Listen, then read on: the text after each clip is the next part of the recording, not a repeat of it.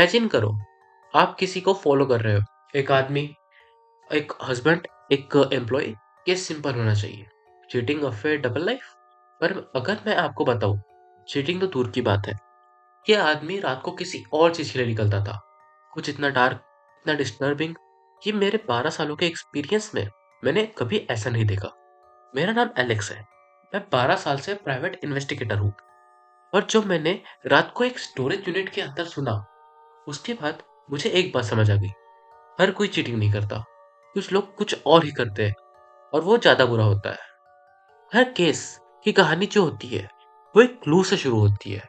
इस बार शुरुआत हुई एक वॉइसमेल से। रात के 11:30 बज रहे थे, पर मुझे एक अननोन नंबर से एक कॉल आया। मिस्ड, फिर वॉइसमेल नोटिफिकेशन। मैंने यूजुअली रात को काम नहीं करता हूँ, पर उस आवाज में कुछ अलग था। जब मैंने वॉइसमेल प्ले किया, सिर्फ ब्रीथिंग सुनाई दी। से कि वो ब्रीथ कर रही थी, जो इंसान तब लेता है जब वो टूट चुका होता है, पर रो भी नहीं पाता। फिर एक whisper, please, I think my husband is cheating on me.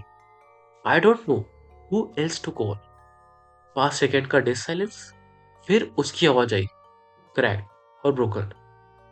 He leaves at night, says it's works, but he didn't take his laptop anymore, and he come home different, excited, like he enjoy whatever he is doing. Excited?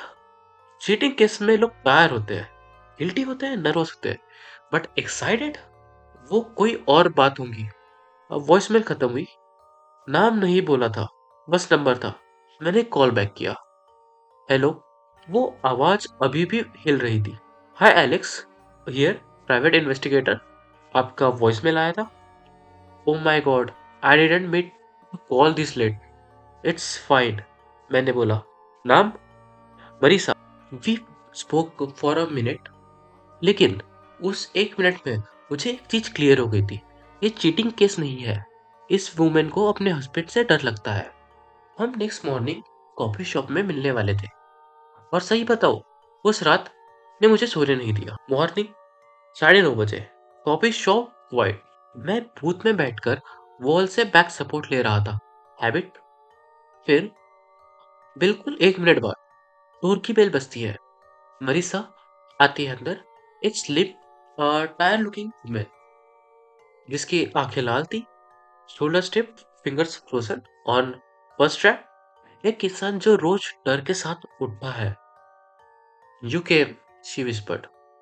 You asked, मैंने कामली बोला। Order लेने वाले आए। वो tea order करती है, जिसे वो टच भी नहीं करती। टेल मी एवरीथिंग, मैंने कहा। The husband strange behaviour. Marisa का हस्बैंड वेयर हाउस में लॉजिस्टिक का काम करता है। नॉर्मल लाइफ, रूटीन, कुछ अनयूजुअल नहीं। बट 6 मंथ पहले everything change. Night calls, garage में छुप के फोन उठाना, लैपटॉप नहीं ले जाना, और रात भर गायब रहना। वापिस आके हैप्पी, नॉट नॉर्मल हैप्पी, बहुत ज्यादा खुश। लाइक वो दिन में गुनगुनाता था। मरीसा ने धीरे से बोला, जैसे ही वो प्राउड हो किसी चीज पर। हर goosebumps speak louder than her words. तुमने कन्फ्रंट किया। Once he said, he smiled and said, you don't want to know. और वो सो गया, जैसे कुछ हुआ ही नहीं। उस कपल के बीच कुछ फ्रैक्चर हो चुका था, बट ये आइडेंटिफाई इनफिडेलिटी वाली बात नहीं थी। ये कुछ और था। मैं जानना चाहती हूँ, वो क्या कर रहा है? Marisa said. मैंने कांटेक्ट दिया। She side without any reading. ऐसी क्लाइंट कभी साइन नहीं पड़ती, क्योंकि वो ब्रोकन होती है। एक्ट नॉर्मल, मैंने बोला। I will handle the rest. 11:42 पर उनके गैराज का डोर खुलता है। मैं एक ब्लॉक दूर पर पार्क था। Engine off, camera ready. Husband निकलता है। Simple jeans, jacket, keys. No nervous energy, no random stops. हर turn intentional. He is hiding something, he is completing something. Midnight के बाद वो एक डेजर्टेड बैक रोड पे शिफ्ट हो गया। एक मैप जैसा पैटर्न, जैसे कोई इनविजिबल ट्रैकर उसको गाइड कर रहा हो। रात 12 बजे के बाद स्टोरेज फैकल्टी पे ये जगह चीटिंग के लिए नहीं होती। गेट बीप करता है, वो कोड एंटर करता है, फैसिलिटी में एंटर होता है और casual walk, no luggage, no bags. वो बस और एक स्टोरेज यूनिट C109 पर वो डोर ओपन करता है और तब मैंने सुना music classical beautiful rock. Storage unit में ऐसी म्यूजिक नहीं चलती। ये मेलोडी एक वॉर रूम में शूट करती है, not in metal box at midnight. मैं क्लोज किया।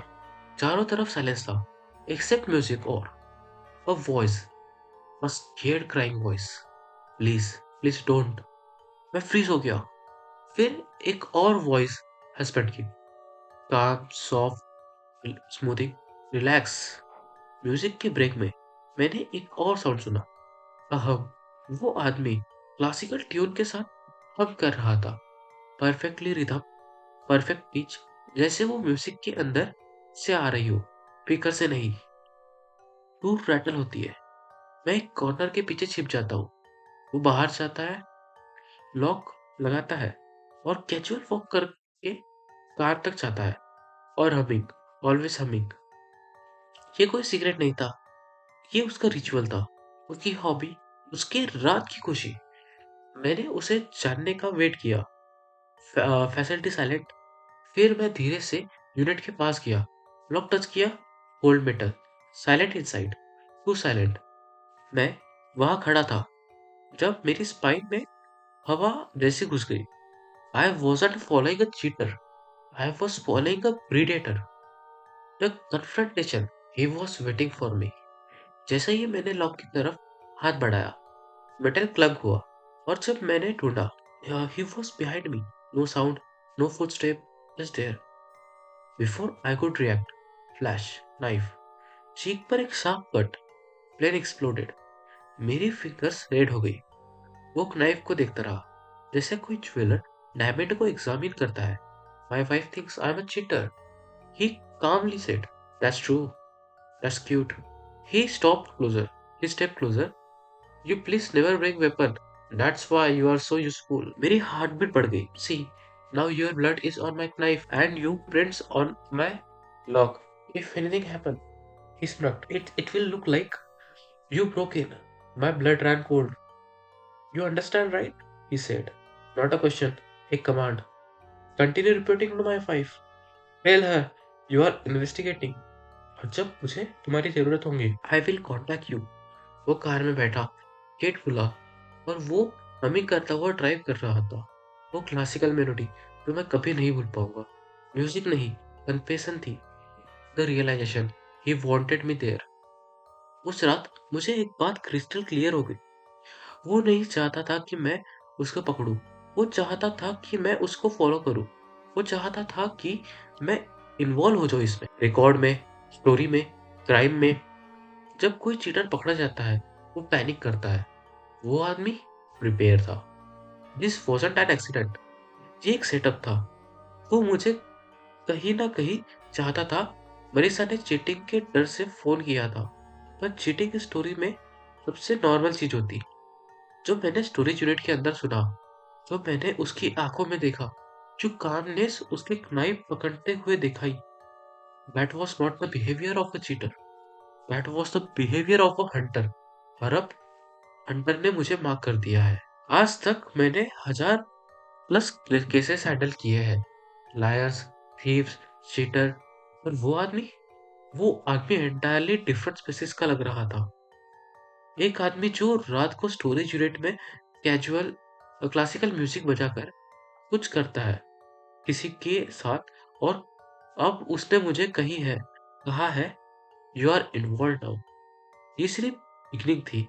जो आगे होने वाला है वो इससे 10x ज्यादा टेरिफाइंग था। पार्ट 2 में मैं फाइनली जानने वाला हूँ कि स्टोरेज यूनिट 109 के अंदर क्या है और क्यों वो आदमी चाहता है कि मैं भी उसका हिस्सा बनूं। अगर आपको ये स्टोरी ने अंदर तक हिला दिया है तो कमेंट करो पार्ट 2। लाइक एंड शेयर करना मत भूलना।